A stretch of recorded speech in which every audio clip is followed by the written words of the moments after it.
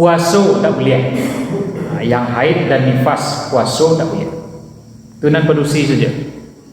Tapi ada pula laki-laki itu tidak puasa, haid tidak, nifas tidak. Punya tidak puasa. Kadang heran pula kan. Awak sedang tidak berasia tak? Hanya lah tidak berasia.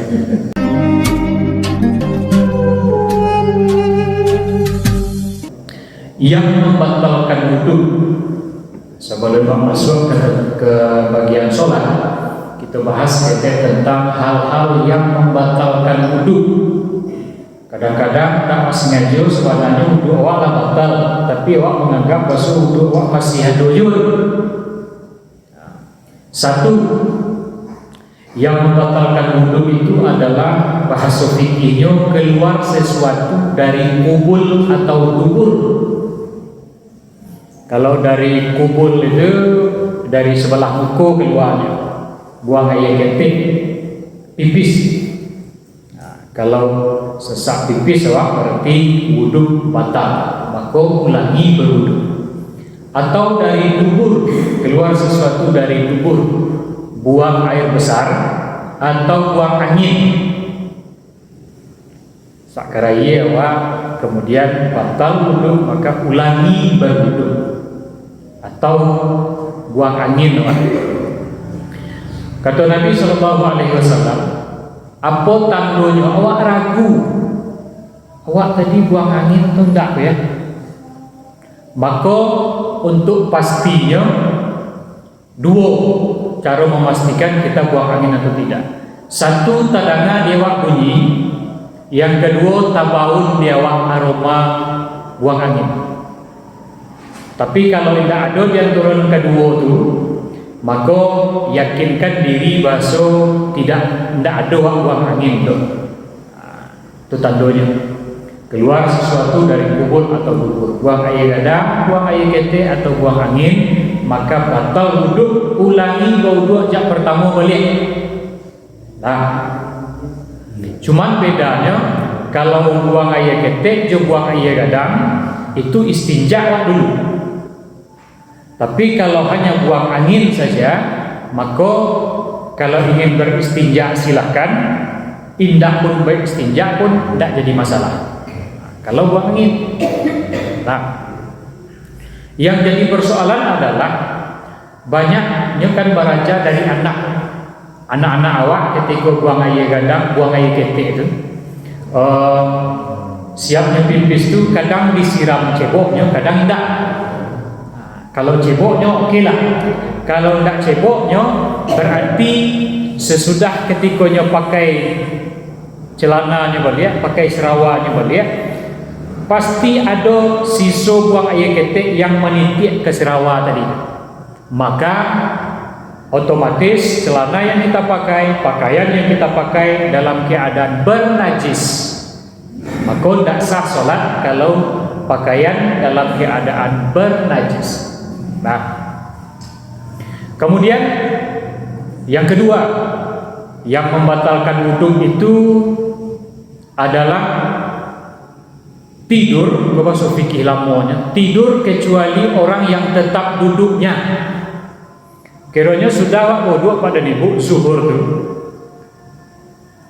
takallu awak mungkin di musajid ke posisi takallu awak, maka posisi awak tak tahu apa posisi awak sedang lalu tu.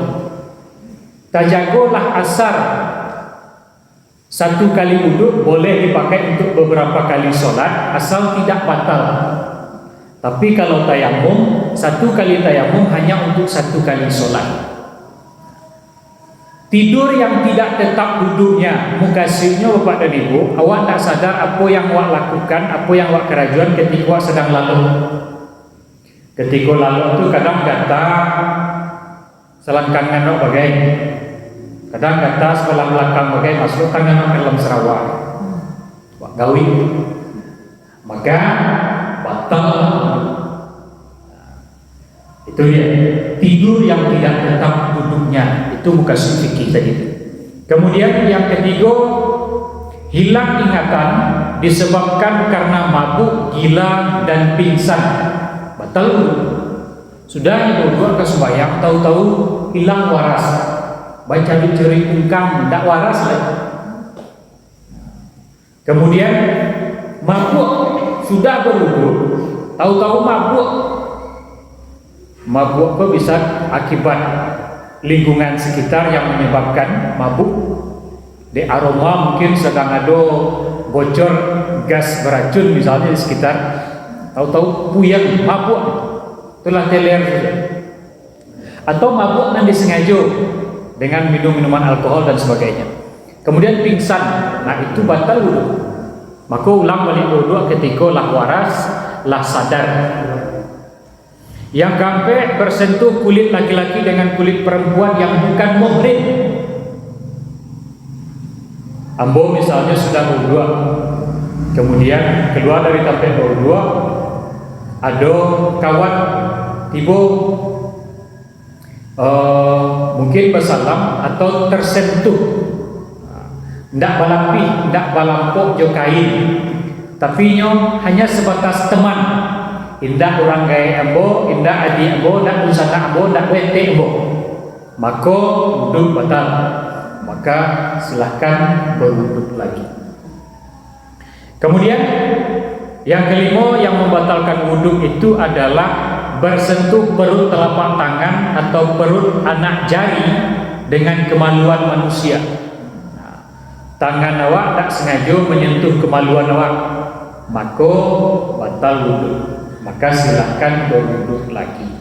Bapak Ibu jemaah yang dimuliakan Allah Subhanahu wa taala, itunya 5 hal yang membatalkan wudhu sebelum kita masuk ke bab sholat. Kemudian adonan bertanya, patang kalau tidak salah, ada kawan yang bertanya, Ustaz, ambo awak sedang berhalangan Ustaz, grup mengaji ini, ada kawan lain kuliah baca Quran Ustaz, lain kuliah mengaji juga. Maka coba kita cek apa-apa saja yang diharamkan bagi orang yang berhadas kecil atau berhadas besar. Berhadas kecil itu awak dalam keadaan tidak junub tapi hanya tidak berwudhu. Awak hendak berwudhu saja, apa yang tak dibolehan? Satu, diharamkan yang diharamkan bagi orang yang berhadas kecil itu ada 4. Satu, solat. Kalau alun berwudhu berarti tidak boleh solat. Haram hukumnya bagi orang yang solat tanpa berwudhu. Sebab kata Nabi SAW, kunci solat itu adalah wudhu. Satu, solat tidak boleh, tidak berwudhu, tidak sah solat. Yang kedua, tawaf. Bagi bapak dan ibu yang umroh mengelilingi Ka'bah 7 putaran, itu tawaf, wajib berwudhu dulu. Bagi bapak dan ibu yang berpengalaman di situ kiranya tidak berlaku mazhab Syafi'i ketika waktu tawaf itu bersentuhan kulit awak. Pak Kabin atau bapak dan ibu yang lamaran ke umroh pasti tahu itu. Bakuliliang itu kan laki-laki itu produksi sesaf sadanya, bagabuang sadanya. Kalau mazhab Syafi'i bapak dan ibu bersentuhan kulit laki-laki itu produksi batal wudhu. Kalau di Masjidil Haram itu ajar, maka tidak berlaku hanya satu mazhab Syafi'i ketika itu. Sebab tiap masuk ke sah barisan pasti akan bersentuh dengan kulit orang lain, laki-laki atau penusi. Kamar dari cari sampai bodua. Di mana dimulai balik? Dari mana mulai? Itu mulai dari awal tuh bisa. Bapak Ibu jemaah yang dimuliakan Allah Subhanahu wa taala, tawaf bagi orang yang tidak berwudhu, maka bahkan mazhab yang lain, contohnya mazhab Hanafi dan Hambali itu mengatakan bahwa bersentuhan kulit laki-laki dan perempuan itu tidak membatalkan wudhu selagi tidak muncul syahwat. Tidak tabik selera laki-laki ke penusi itu lantaran hanya sekedar bersentuhan. Kalau mazhab Syafi'i ibaratnya orang tua pada ibu lain tak jatuh ke jurang tua rem tapi jurang tidak baat sudah. Tapi kalau mazhab Syafi'i jauh-jauhnya berhenti, jangan sampai ke tepi jurang mana. Itu mukasinya.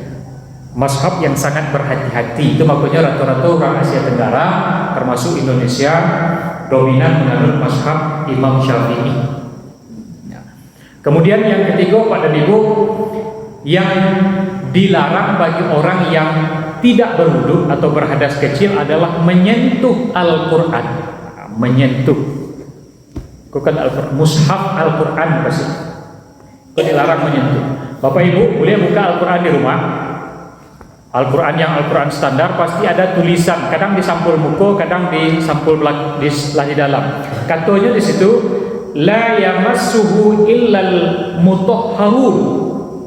Jangan dikakok, jangan disentuh, jangan diawai, jangan diusir, jangan dipegang kecuali dalam keadaan bersuci.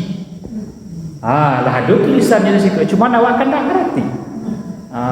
Itu makanya namanya kitab suci. Suci awak dulu dari hadas besar dan hadas kecil, baru bacaan Quran. Memaci saja tak boleh, menyentuh saja tak boleh. Boleh cari Quran di rumah. Itu Al-Quran terbitan di situ ada cile. Rasanya hampir saja Al-Quran pasti ada tulisan itu. La yamassuhu illal mutahharun. Jangan disentuh, jangan dipegang, jangan diangkui kecuali dalam keadaan bersuci. Namun sesuatu kitab suci kan. Itu yang ketiga, menyentuh Al-Quran tak boleh. Mengangkat Al-Quran juga tidak boleh. Tapi tidak disentuh, tidak diangkat, tidak dibawa, tapi hanya dibaca boleh. Wah, misalnya ngajar anak-anak batal wudu, wah tak sempat berwudu.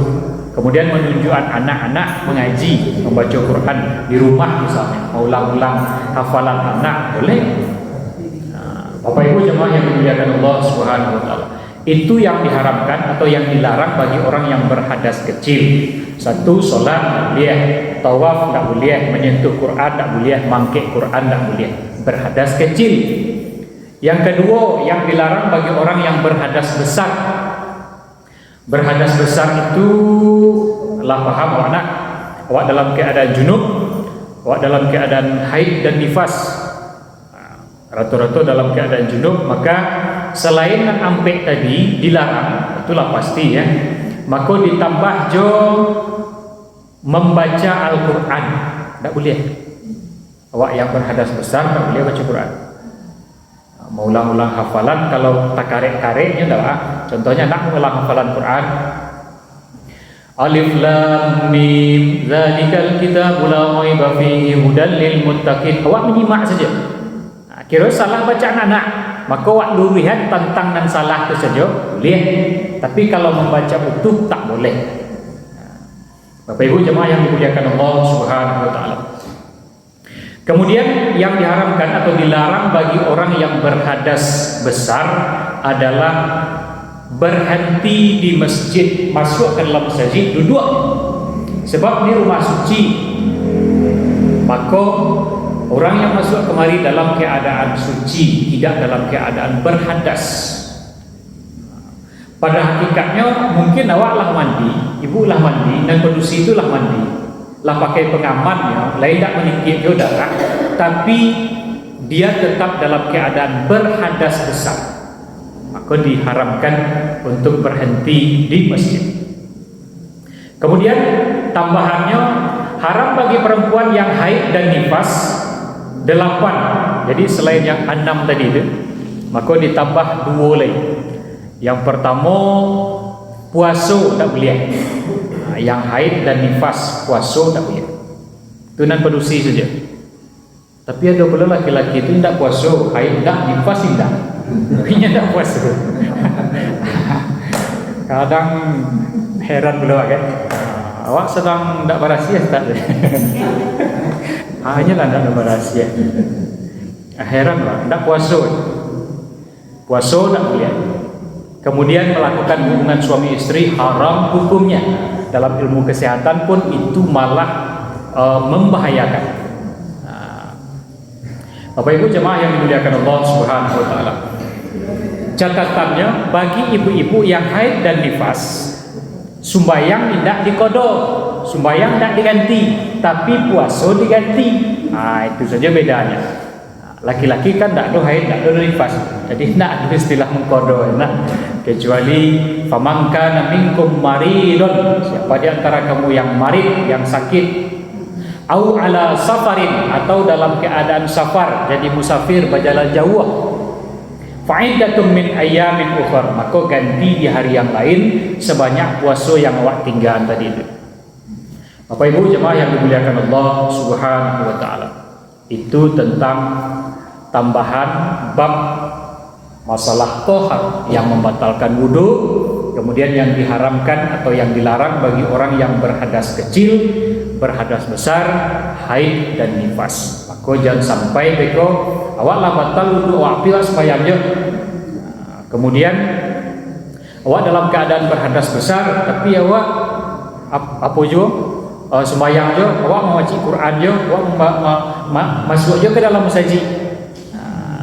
Maka kita perlu berhati-hati. Bapak Ibu jemaah yang dimuliakan Allah Subhanahu wa taala.